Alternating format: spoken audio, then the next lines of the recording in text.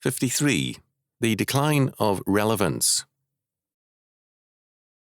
The Reformation can be regarded with good reason as the means whereby the Church was preserved. Its advantages were as great as to Rome as to the Protestants. The papacy was under the control of the Holy Roman Empire and some powerful national states. The Church had turned to art and, quote, culture, end quote, as a safe means of eminence. Moreover, as Ranke observed, it was an inevitable consequence that the whole body of the hierarchy should be influenced by the character and tendencies of its chief, that all should lend their best aid to the population of his purposes, and be themselves carried forward by the impulse thus given.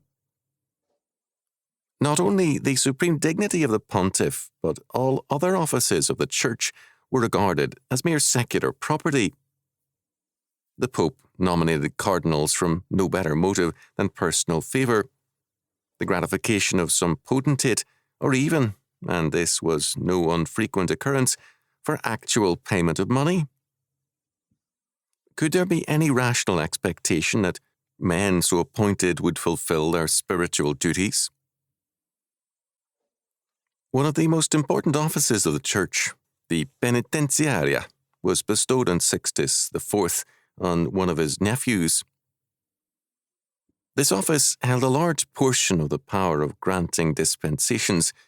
Its privileges were still further extended by the Pope, and in a bull issued for the express purpose of confirming them, he declares all who shall presume to doubt the rectitude of such measures to be a stiff-necked people and children of malice. It followed as a matter of course that the nephew considered his office as a benefice, the proceeds of which he was entitled to increase to the utmost extent possible. Sixtus IV, 1414 to 1484, was not one of the worst popes by any means. In fact, Joseph McCabe, who was quick to note papal immoralities, said simply of him, Sixtus was a virtuous monk, general of the Franciscan order, and he surpasses all other popes in the enrichment of relatives whose luxurious vices were as well known in Italy as are the sayings of Mussolini today. Sixtus IV was a patron of learning. He had the Sistine Chapel built, and also the Sistine Bridge. The Vatican Library was enriched by him, and painters greatly helped. After the Council of Constance, 1414 to 1418, a reforming pope was especially unlikely.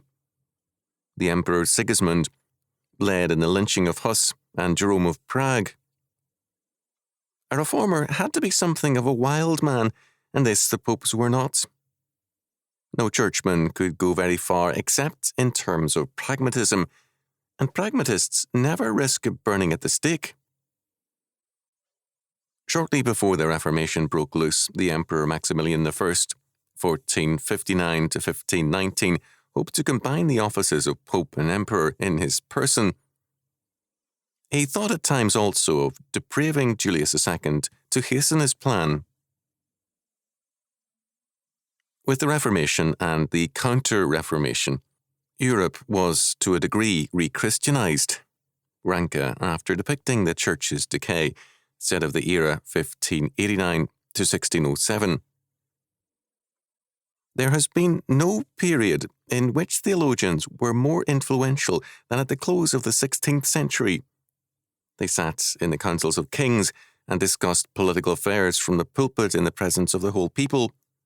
They directed schools, controlled the efforts of learning, and governed the whole range of literature. From the confessional, they gained opportunity for surprising the secret struggles of the soul with itself and for giving the decisive bias to all the doubtful questions arising in private life. It may perhaps be affirmed that the eager violence with which they opposed each other, the fact that each of the two great divisions found its antagonists in its own body, was precisely the cause of that comprehensive and pervading influence. And if this might be said of both parties, It was more particularly true of the Catholics. Among them, the ideas and institutions by which the minds of men are more immediately and effectually disciplined and guided were arranged with the most perfect adaptation to the end proposed. No man could now exist without a father confessor. Men's concerns were now theologically influenced. Why, then, did Europe go astray? Why, instead of a renewed Christendom, did the Enlightenment prevail in time? The concerns of Catholics and Protestants became too strongly institutional, and this helped weaken their hold. Reality tended too often to have as its centre an ecclesiastical or institutional emphasis, and this made for irrelevance. Thus, Jean Boucher, in his sermons, 1594, held that the difference between the priest and the king renders this matter clear to us. The priest being of God alone, which cannot be said of the king, for if all kings were dead, the people could easily make themselves others. But if there were no more priests, it would be needful that Jesus Christ should come in person to create new ones. One might agree or disagree with this assertion. In any case, one must say that, in the face of momentous current issues, the Church was raising minor and peripheral ones. However much one might agree with Boucher, one should still see that the Church was exalted, not Christ, and the people were not fed. On the Protestant side in England, the Presbyterians were ready to overlook anything except their belief in the necessity for Presbyterian polity. The Presbyterians helped destroy the English Commonwealth, even as popes determined on the ascendancy of the Vatican helped cripple the Counter-Reformation and gave Catholic Europe over to the national states. In time, the Austrian Emperor Joseph II would treat the Church as his domain and under his rule. The Church had made itself irrelevant, and the state, already grasping for power, gained by default and claimed one sphere after another. The rise of pietism added to the irrelevance of the Church and led to its feminization. In time, a few would derisively refer to the three sexes: men, women, and preachers. In the mid-19th century, a variation spoke of men, women, and beechers, with especially telling reference to Henry Ward Beecher. Instead of being the most relevant of the faiths, Christianity was made less and less relevant by the churches. To read the accounts of church synods, assemblies, and the like, or to read papal encyclicals, is to become lost in much institutional detail and to see too little in awareness of the world outside the institution. In the 20th century, a reversal of this has been underway.